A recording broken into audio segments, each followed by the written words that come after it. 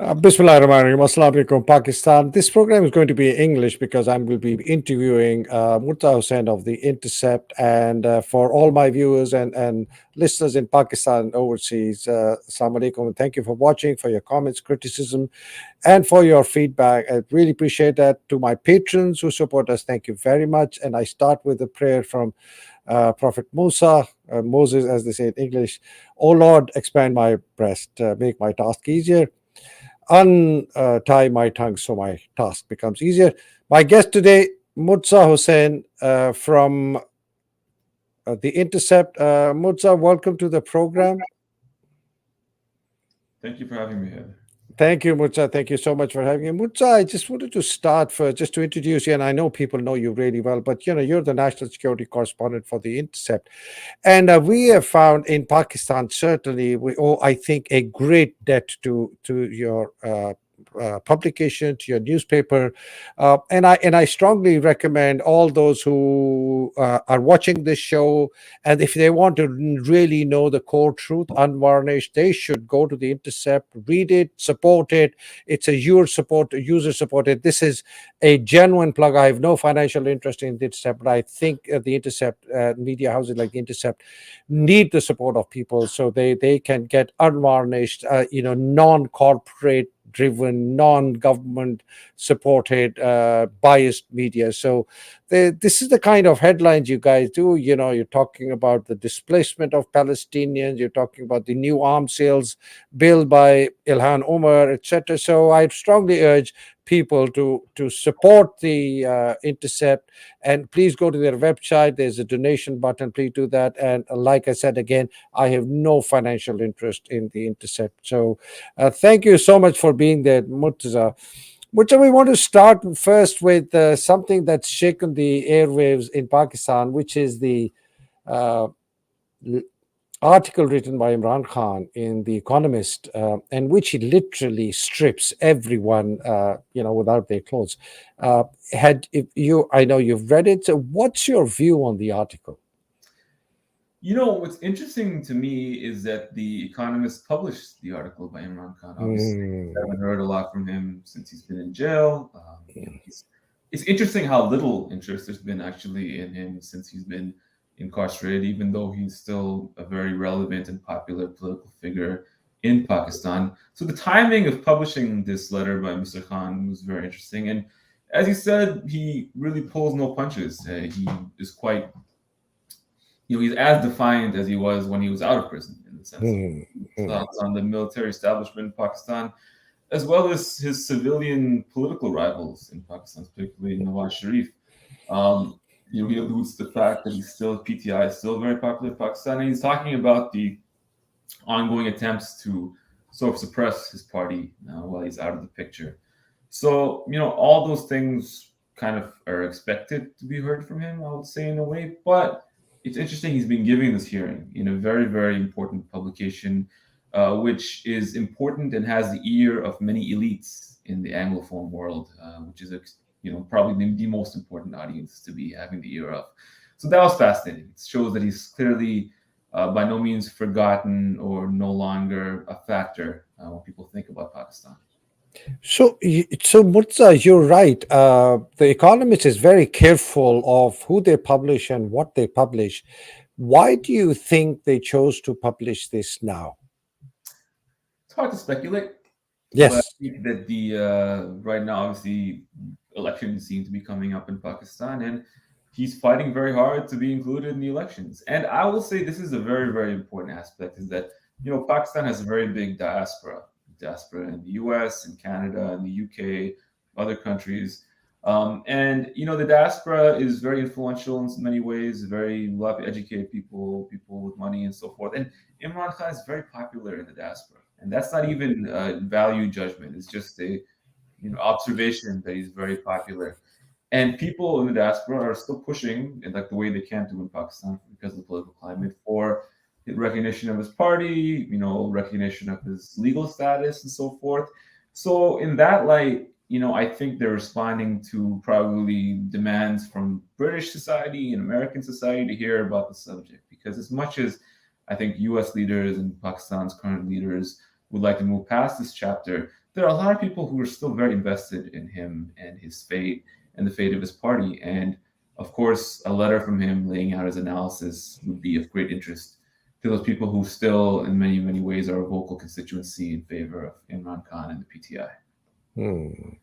So it's interesting that in this article, like you said, he pulled no punches and he's actually made no excuses or diluted any of his positions. I mean, he in this article he makes about 20 points, but the one that really interested me was the one about the cipher, in which he actually directly targets the U.S. administration, the Department of State, for having orchestrated or facilitated his removal through General Bajwa. And that is a very interesting perspective. Do you think the Economist let it go for some reason, or could they have edited that out? Well, it's interesting that he put that in there, and interesting he laid out his reasons for believing that he was removed as a result of U.S. pressure. And I think it's very important that we no longer have to just take his word for it. We can read the cipher, we can read the whole text of it on the Intercept's website we published in August, and judge for yourself if it shows pressure from the U.S. side to remove him from power. And regardless of, I think we have to conclude that it does show that pressure, and that pressure, whether it was decisive or not, people can debate and dispute. I think it does show very strongly, evidence of significant, probably influential pressure on Pakistani elites to remove him in a vote of no confidence in 2022. But you can see, and he talked about it in that essay in The Economist. And that's very interesting because some people suggested that he dropped this subject as not really being relevant to his removal, but clearly that's not the case. He does see it as very relevant. And it's interesting because normally, if you're trying to appeal to U.S. elite support, you wouldn't bring that up. But I think he's appealing to Pakistanis. He's appealing to Pakistanis, his supporters, and probably those in the diaspora who are concerned about the fact that maybe a very popular prime minister may have been removed as a result of foreign interference in Pakistani politics. I think that's probably why he brought it up. So what's a kind of a outcome of this? Do you think the foreign policy makers, the elite in government, the State Department, Pentagon, defense, do you think this will influence in some form, shape, or the other American foreign policy towards Pakistan or their position on Pakistan? Well, it's interesting if you think about the U.S. national security establishment, the political establishment. It's not a monolith. There are people with different views on many different subjects, including Pakistan, and those views are in competition with each other. So, oftentimes people will praise or condemn the U.S. for doing one thing or another, but really it's just that competition of different institutional voices. And one voice wins out over the other in a certain time. So, Imran Khan was pretty critical of the U.S. when he was in power. His whole political career started off by criticizing drone strikes, in fact. So he's always been a very long-standing critic of the U.S. And despite that, I think that there are still probably people in the U.S. establishment who, view maybe him favorably, or they are sympathetic to his political plight, his legal plight, now that he's effectively, and some would say, a political prisoner in Pakistan to keep me out of the elections. They're committed to what they say about democracy, even when the democracy is not maybe something politically in their favor in the short term. And maybe they're sympathetic. Maybe they'd like to see more transparency and information. And certainly I'd like to see more from the U.S. perspective in the months ahead about this subject. What I would say ultimately is that, he's still around. He's clearly still seen as relevant, as you can see in this Economist article, decision to publish him. And I think in Pakistan, you can see people who are in jail one day are prime minister the next day. And I think that the U.S. would like to keep ties with Imran Khan in some way, his supporters, because there's such a large and vocal constituency. And I've noticed in the U.S. there are a lot of Pakistani Americans who push really hard on their elected representatives to ensure, what they see as democracy and fair elections in Pakistan, which would include some voice of Imran Khan and his party. So I wouldn't be surprised if people in the U.S. are responding to constituent politicians and so forth are responding to their constituents' pressure about the subject. So, I don't think Imran Khan is finished. I think that his political career, even if he doesn't partake in these elections, probably still has some ways to go. Thank you, Murtaza. Murtaza, I'm just sharing this from your newspaper. The new bill aims to block U.S. arms sales to Saudi Arabia amid concerns of regional conflict. And I want to bring in here three issues: the bombing in Beirut and the killing of the Hezbollah leader, the Houthis, what they're doing in the Red Sea, and this new statement by the US and 11 other countries, and what's happened in Iran in the Kerman bombing, where people say close to 100 lives were lost. And this region is hotting up. What's your view on this? Well, it's very sobering because if you think about it, probably more Palestinians will be killed than have been killed in decades in the last month or Mm, so. mm, For 3 months since the conflict started, and likewise, more Israelis were killed in both intifadas in the last in one day, actually, on October mm, 2nd. So all the terrible consequences of the Israel-Palestine conflict that existed over 7 decades are being magnified and compressed in the period of a much, much shorter time. So this issue, which really destabilized the entire Middle East, maybe even you could say the Muslim world in some sense, it destabilized the relations of the West. That's happening all over again, but much worse. And we're actually seeing a lot more of it. Every day, day by day, we're seeing videos of dead children in Gaza and so forth. It's surely going to antagonize and upset people and going to create much more political volatility. And as you alluded to, this could very much become a regional war. It could become a regional war involving Lebanon, Yemen, Iran, other countries, Jordan perhaps as well too, and maybe more countries even besides that. mm. I think, unfortunately, it's very difficult to say, but I think that's likely outcome. In fact, it's the way things are going at the moment. I don't think anybody wants a war like that, but a war can still happen like that, despite that. And I think that Israel is hoping that right now, while it still has the opportunity to potentially draw the U.S. in as a supporter of, let's say, a war against Lebanon or Hezbollah, it's going to take that advantage, provoke them into attacking them in a way which allows them to escalate further, and it could get really bad. It could get reach the stage of reoccupation of parts of Lebanon, or significant destruction in Israel from long range missiles and so forth. And it certainly, I don't know where it's going to end, but the second that this began, it really did strike me this could be the war people had been warning of for many, many decades that could take place in the Middle East between Israel and the network of Iranian proxies groups that exist throughout the Arab world, and even directly with Iran itself. So Murtaza, do you sense that the deliberate bombing of Beirut and the Hezbollah killing and the Iran bombing may actually be attempts to draw them into a regional conflict so that so that the US steps in? Yes, I think it's very possible that Mm, that could be the case because it's very provocative to cross. The bombing in Beirut really crossed the red line that Hezbollah had articulated before, because they also didn't want to keep the conflict, have it go above a certain threshold where Beirut would likely be destroyed, they'd lose thousands of people on their own side. But now they're being sort of put in a corner where they have to retaliate in a way. And then after they did that, after Israel did that, they escalated further by bombing southern Lebanon and killing some mm. Hezbollah officials. Very next day, today there was a killing of by the U.S. of an Iraqi militia commander in Baghdad Yes. as well too. The bombing that took place in Kerman at Qasem Soleimani's memorial. Hmm. Say it exactly, in fact, because ISIS has claimed responsibility for it, but it's a very murky and shadowy business. No one really knows what that means in some sense. So there could be other things behind it.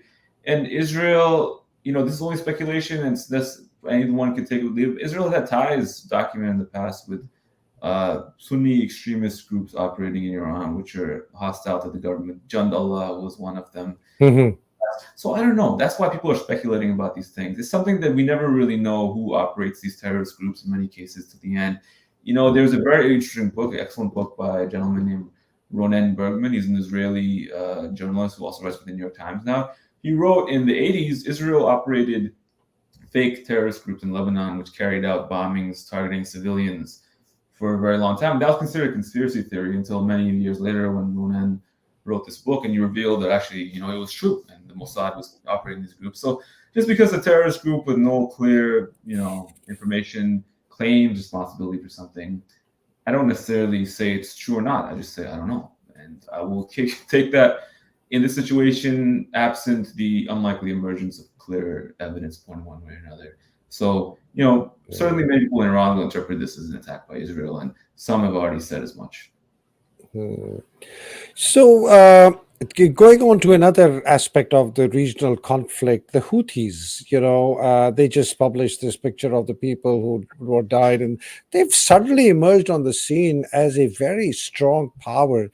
Why is this happening? How are they doing it? And do you think that the Yemen adventure that Saudi Arabia embarked upon by Mohammed bin Salman is kind of is dead now? Well, that's a very interesting question because it seemed like that Abraham Accords program was about to add Saudi Arabia. It was very, very close to adding it. Hmm. Arguably, Hmm. the whole reason for the Hamas attack was to stop that. Hmm. I think it's very, very difficult for them to continue the Abraham Accords process given current circumstances. And even UAE is coming under a lot of pressure for its previous decision to join the Abraham Accords. Some of the diplomats were responding to criticism recently and defending their decision.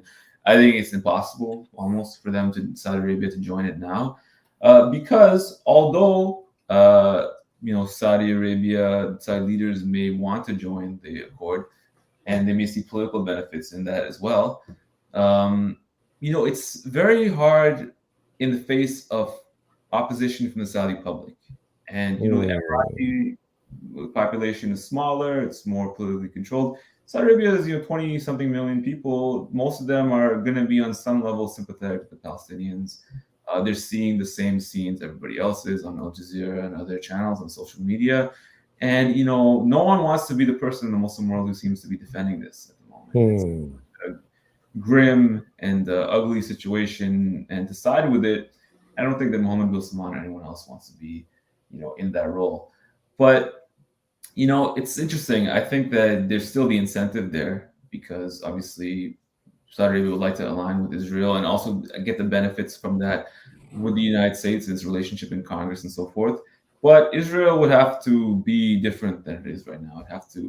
We have some sort of conciliatory policy of the Palestinians, maybe something leading to the creation of two states, state solution in Israel Palestine. But I don't see that Israeli government is any position to do that. I don't think the tenor and trend of their politics is going that direction. I think it's going in a very opposite direction. So, Hmm. Hmm. given that reality, I think it's unlikely that Saudi Arabia is going to normalize. And there were some very interesting articles published by connected Saudi insiders after October 7th, sort of criticizing Israel for leading the situation to blowing up in this way and saying that we'd warned them that they need to have a solution with the Palestinians if they want to have a Hmm. relationship with us. And because I think that they don't want to do something which is so unpopular with their own people, and they're not going to do it just to win benefits in Congress and so forth. So this brings me to Pakistan. What's your sense, Murtaza? I know you're a very, very well connected person. What's your view of what the Pakistani government may be attempting to do vis-a-vis Israel, or what is the chatter in the U.S. as well? Yeah, so I think that, in the current environment, you're not going to see any overt or covert rapprochement between Pakistan and Israel because of the exact same factors that exist in Saudi Arabia and are in fact even more pronounced in Pakistan, which is a country of 250 million people. Despite everything, still a very vigorous civil society in some ways. Can't really control that many people in a country like Pakistan. So you're not going to see any moves towards normalizing with Israel anytime soon. That said, it's interesting subject generally because it's obviously been discussed by Pakistani leaders to various degrees over the years. Most famously, Pervez Musharraf argued that it's something Pakistan should do. And I have thoughts about this, and I will explain it sort of in two phases in a way. On one hand, Israel and Pakistan do not have any territorial disputes, obviously. It's a very far away country on the Eastern Mediterranean. Pakistan doesn't really have any history or relationship with it directly. Sort of an abstraction strategically from Pakistan's perspective. But they do have a policy of non-recognition of Israel, which has existed since independence, sort of in solidarity with the Arab world. So solidarity with the Arab League, and shared opposition, third worldist opposition to the creation of Israel, which was very pronounced for many many years.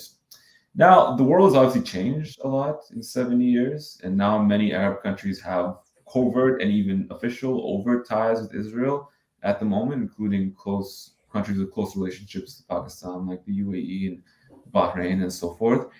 And likewise, Pakistan has never enjoyed reciprocal solidarity for its own issues. And I would say that no Arab country, to my knowledge, has ever cut ties with India over Kashmir, for instance, which is a very serious situation. Even in fact, nowadays, when the situation in Kashmir has escalated and gotten worse than ever since 2019, Arab countries have developed even closer ties with India, very warm ties with India, including under the Modi government. So Hmm. Pakistan has been doing the solidarity without any strategic benefit per se. And I mean the government, it's not Hmm. people context. The Pakistani government's been doing this without any benefit. So at the same time, there are significant costs to this for Pakistan, not so much with Israel directly, but with the U.S. Congress, which former President Trump has said that Israel is very, very influential in Congress to almost an extreme degree, and I Hmm. think the analysis was pretty accurate. Pakistan suffers a lot for being seemingly intransigent on this subject as a result of that. So there's a cost to their policy as well too. Now, that said, some people will say then, well, we should, or Pakistani should normalize relations with Israel. But I actually don't think that that is also a good idea at the moment. First of all, due to the current, Certainly not. Hmm. yeah, first of all, due to the current situation, obviously in Gaza, which is abhorrent and no one can really defend. But also, if you think about Pakistan's diplomatic capital at the moment, it's probably never been lower. It's been the Hmm. lowest, maybe it's been in decades, if not the lowest ever in a sense. So if Pakistan were to do something like that under the next government, let's say it's Nawaz Sharif or someone like that, they would get very little out of this. And in fact, it would be a bit embarrassing in the sense that they would be capitulating on a subject that they have depicted as a moral stand for many, many years. Hmm. And because their position is so weak, they wouldn't really get any, there's no price that they can put on this that would be really worthwhile. Hmm. When you negotiate something, when you give a concession, you want something significant back. Hmm. Maybe if Pakistan was stronger, it could say, well, we'll give you recognition if you make a significant concession on the two-state solution. Give them something tangible they can work with, or we get F-16s from Congress, or something like that, something like this.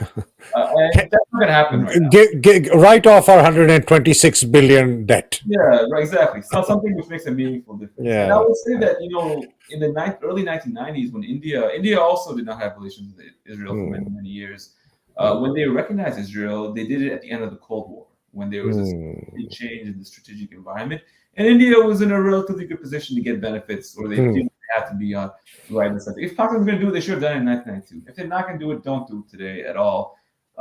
Do it only at a time you can benefit Palestinians, yourself in the course of that, and maybe that'll never come. In fact, it's going. But people talk about this. I think it's really just hypothetical, and I don't foresee it happening. And I wouldn't recommend Pakistani leaders to do it without advising them either. I think it would be a bad idea, and it would sacrifice whatever remaining political capital that Pakistan can enjoy globally at the moment. Globally, absolutely true. And I think you put it really well, Mursad. I mean, there's a rational part to this argument, but there's a very strong emotional part to this argument, and they can be at cross purposes with each other or aligned, but one doesn't know. The interesting thing is, and I'm not like the Intercept, Murtaza, so my news is not as validated as yours. But just tell you what the grapevine has been telling me since Bajwa was the army chief and he went, and Asim now, and these are not rumors; these are chatter from within the Foreign Office of Pakistan and senior military circles, that Pakistan has actually committed. When I say Pakistan, Bajwa had actually committed to the US, as has Asim, that we will recognize Israel, that we guarantee you, assure you, we're just looking for the right time and opportunity. So we've kind of, in a way, have been sold out by these two military generals without consulting, the people, or taking into account exactly what you said. that there is a larger, greater good to be had, our political diplomatic capital is perhaps at You its know, lowest.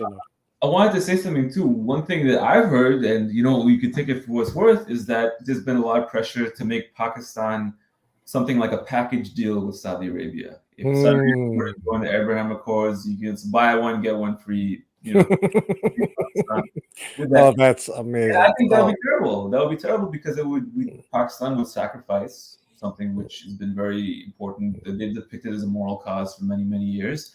And without even their own sovereignty benefiting or their own capital benefiting, let alone doing something on behalf of the Palestinians, they would just be treated as an appendage to Saudi Arabia. They should resist that as much as they can. And I think there's a very strong desire to be in the good books of the U.S. among Pakistani leaders. They're sort of intimidated by the Pentagon and things like that. But you have to think of the long term. And if there comes a day when they have good relations with Israel, it should be solving the Palestinian issue Yes. in a negotiated manner. It should be something which rewards Pakistani people for making a significant diplomatic change in their stature. It should not be for no reason. It should not be. You should not sell your assets cheap for a fire sale. You cannot be a 2-for-1 deal with Saudi Arabia or any other country. Oh man, just even thinking of that when you said it, honestly, I cringed. I mean, can it be worse than that? But coming back to again Pakistan and Israel and the genocide and Ukraine, we know for a fact that Pakistan's been supplying ammunition to Ukraine, right? So that's now an open secret. You guys disclosed it. Lots of others have disclosed it. Is there and I'm trying to kind of connect the dots. If Pakistan is subsidizing and replenishing the ammunition for Ukraine, does that give much more flexibility and opportunity for the US to supply the same ammunition to Israel? So is indirectly Pakistan also responsible? When I say Pakistan, it's really a decision by Asim Munir, nobody else. Is that Asim Munir is actually just is participating in this genocide in Gaza? Well, it's hard to make a determination on that because it's such a incendiary conclusion to draw if it were the case, and you have to be very careful in making any conclusion like that. So I don't want to say that is happening per se. I guess in an indirect way that if you're aiding the U.S. alliance's aims, if you were to characterize it that way, in Ukraine, theoretically, it would also take some slack off U.S. provisions for the Israeli military. And I think recently there was a signing of order to provide more unguided artillery munitions to the Israeli military by the U.S. in the last week. So in a sense, there is that, and the U.S. industrial base is coming under significant strain, providing for 2 wars at once, and that could be a very important and serious issue in 2024. That said, I would need more information or proof to make a conclusion like that. I saw the Indian news outlets; some of them were making the speculation, but I thought this was like a psychological warfare. It didn't seem to have much substance behind the claims per se. Here's what I'm saying, Murtaza, and I'm just doing a theoretical construct. The US has 1,155 millimeter howitzer shells, and it gives them to the Ukraine. It then Pakistan gives them another 500. So now they have 500, which they can from their own stockpile, not from the Pakistani stockpile, from their own stockpile. They now have that to give to Israel while not reducing the arms shipments to Ukraine. That's the theoretical construct I'm trying to draw. Yeah, that's the thing. Weapons are fungible. Ammunition is fungible potentially. Yeah. So when you're helping in one sense, you are helping the broader goals of the country, which is supporting the Israeli military, which is engaging in very indiscriminate violence against civilians in Gaza. So I think that I would pause and consider that before doing so. We don't know if these transactions are still ongoing at the moment because our information is current up to a certain date. But if they are, it would be aiding that. You'd be aiding the general munition stockpiles of the U.S. and taking strain off in one theater to allow another theater to be intensified as well too. And I think that we're all seeing the negative results of that at the moment in Gaza. So, last question, Woods. I know you have to go. This is about the South African submission to the International Court of Justice, and I'm at the website here, and it says that the proceedings instituted by South Africa against the State of Israel on 29 December, public hearings to be held on Thursday, 11/12. Do you think there's any substance to this other than just the news headlines? It's very interesting. I think that there is substance to it in the sense that it could theoretically, it puts more strain and pressure on the edifice of the liberal international institutions over this subject. Now, what I mean by that is basically Israel's part of what you can say is the U.S. world order that has rules and laws in which it governs and so forth. To the extent that those laws are applicable in every case, quite debatable. But that's the whole ideological framework in which U.S. support for Israel, sovereignty, and so forth is justified. Now, if the ICJ starts finding that Israeli officials are guilty of war crimes, even genocide in Gaza, and Israel ignores that, and the U.S. ignores that, then you're really blowing up the whole whatever edifice of this liberal international order still claims to exist. So I think it puts a lot of strain, and I think they'd be hesitant to sort of reject these or just ignore these rulings, the U.S. and Israel, because if you start unraveling the system in that way, then where's it going to end?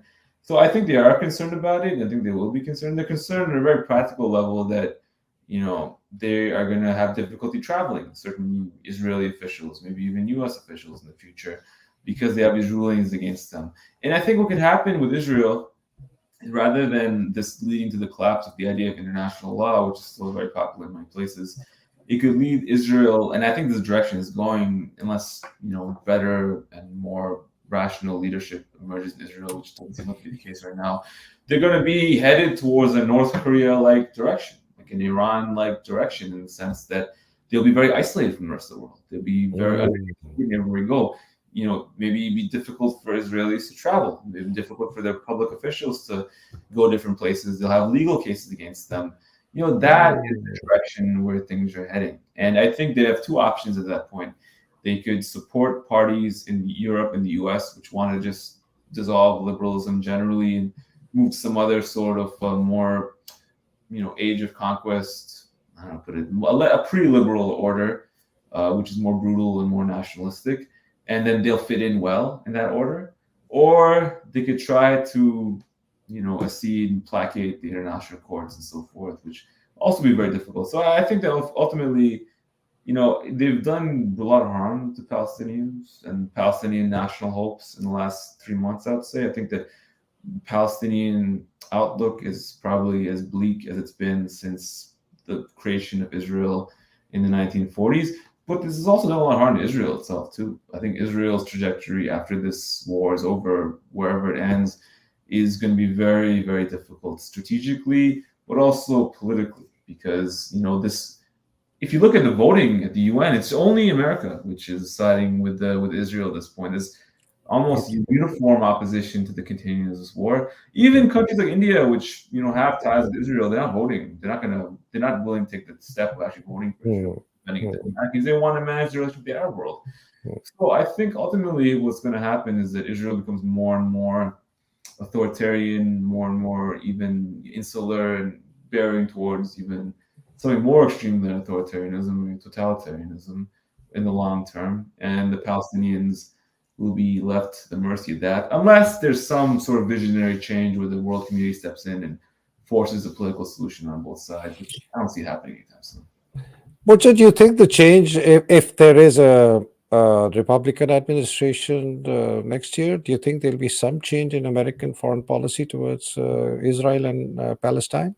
I think it would become worse. I think it would become more extreme under Trump. Really? Remember the Trump administration, he put Jared Kushner and Yes, yes, and yes. Greenblatt and all these people in charge of the Israel file. The most extreme right wing of the pro-Israel community, you could say, were given complete carte blanche to deal with this issue. I don't think Trump maybe cares that much, but he certainly is willing to let people like this run this issue, and he likes to be praised and feted by these people. So I think that If he comes to power, U.S. policy will become even more extreme on the subject, and they may try to help the settler movement in Israel colonize Gaza, continue accelerate colonization, expulsions of Palestinians from the West Bank, and perhaps even try to finalize the ethnic cleansing of the Gaza Strip of as many Palestinians as possible. I think that is a likely outcome if Trump is elected, or even DeSantis or Nikki Haley, one of these people. They're all even more extreme on this subject than